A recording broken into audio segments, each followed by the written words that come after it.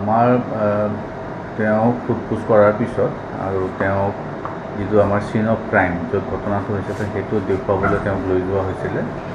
তেনেতে তেওঁ আমাৰ চিপাহীটোৰ পৰা হেণ্ডকাপৰ ৰছীডাল পটকৈ টানি তেওঁ পলাবলৈ চেষ্টা কৰে আৰু পানী যিহেতু তাত পুখুৰী আছে, পুখুৰীত পৰে। লগে লগে আমি কৰ্ডন কৰোঁ। কৰ্ডন কৰাৰ পিছত SDRFকো খবৰ দিয়া হয়। SDRF আহে, আহি পেলাই তাত চাৰ্চ কৰাৰ পিছত তেখেতৰ মৃতদেহটো আমি পালোঁ। আৰু আমাৰ যিজন চিপাহী আছিলে, চিপাহীজনৰ হাতত অলপ আঘাত পাইছে আৰু তেওঁক চিকিৎসা কৰোৱা হৈছে।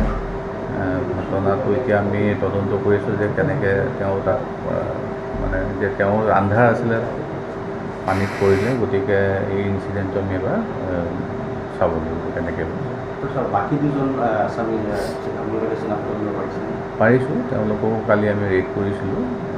তেওঁলোকক আমি পাম বুলি আশা কৰিছোঁ। আমাৰ তেওঁক সোধপোছ কৰাৰ পিছত আৰু তেওঁক যিটো আমাৰ চিন অফ ক্ৰাইম য'ত ঘটনাটো হৈছিলে সেইটো দেখুৱাবলৈ তেওঁক লৈ যোৱা হৈছিলে। তেনেতে তেওঁ আমাৰ চিপাহীটোৰ পৰা হেণ্ডকাপৰ ৰছীডাল পটকৈ টানি তেওঁ পলাবলৈ চেষ্টা কৰে আৰু পানী যিহেতু তাত পুখুৰী আছে, পুখুৰীত পৰে। লগে লগে আমি কৰ্ডন কৰোঁ। কৰ্ডন কৰাৰ পিছত SDRFকো খবৰ দিয়া হয়। SDRF আহে, আহি পেলাই তাত চাৰ্চ কৰাৰ পিছত তেখেতৰ মৃতদেহটো আমি পালোঁ। আৰু আমাৰ যিজন চিপাহী আছিলে, চিপাহীজনৰ হাতত অলপ আঘাত পাইছে আৰু তেওঁক চিকিৎসা কৰোৱা হৈছে।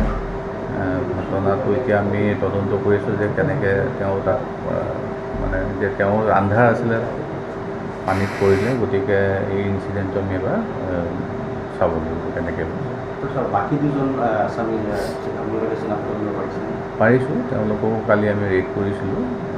তেওঁলোকক আমি পাম বুলি আশা কৰিছোঁ। আমাৰ তেওঁক সোধপোছ কৰাৰ পিছত আৰু তেওঁক যিটো আমাৰ চিন অফ ক্ৰাইম য'ত ঘটনাটো হৈছিলে সেইটো দেখুৱাবলৈ তেওঁক লৈ যোৱা হৈছিলে।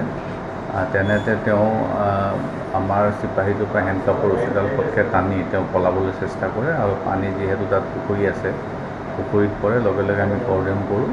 কৰ্ডন কৰাৰ পিছত SDRFকো খবৰ দিয়া হয়। SDRF আহে, আহি পেলাই তাত চাৰ্চ কৰাৰ পিছত তেখেতৰ মৃতদেহটো আমি পালোঁ। আৰু আমাৰ যিজন চিপাহী আছিলে, চিপাহীজনৰ হাতত অলপ আঘাত পাইছে আৰু তেওঁক চিকিৎসা কৰোৱা হৈছে। ঘটনাটো এতিয়া আমি তদন্ত কৰিছোঁ যে কেনেকৈ তেওঁ তাত যে তেওঁৰ আন্ধাৰ আছিলে, পানীত পৰিলে, গতিকে এই ইনচিডেণ্টটো আমি এবাৰ চাব লাগিব কেনেকৈ বাকী দুজন আসামী আপোনালোকে চিনাক্ত কৰিব পাৰিছোঁ। তেওঁলোককো কালি আমি ৰেড কৰিছিলোঁ। তেওঁলোকক আমি পাম বুলি আশা কৰিছোঁ।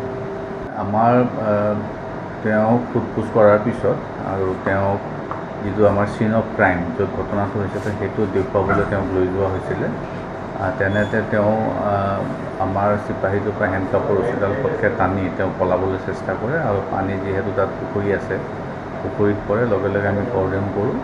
কৰ্ডন কৰাৰ পিছত SDRFকো খবৰ দিয়া হয়। SDRF আহে, আহি পেলাই তাত চাৰ্চ কৰাৰ পিছত তেখেতৰ মৃতদেহটো আমি পালোঁ। আৰু আমাৰ যিজন চিপাহী আছিলে, চিপাহীজনৰ হাতত অলপ আঘাত পাইছে আৰু তেওঁক চিকিৎসা কৰোৱা হৈছে।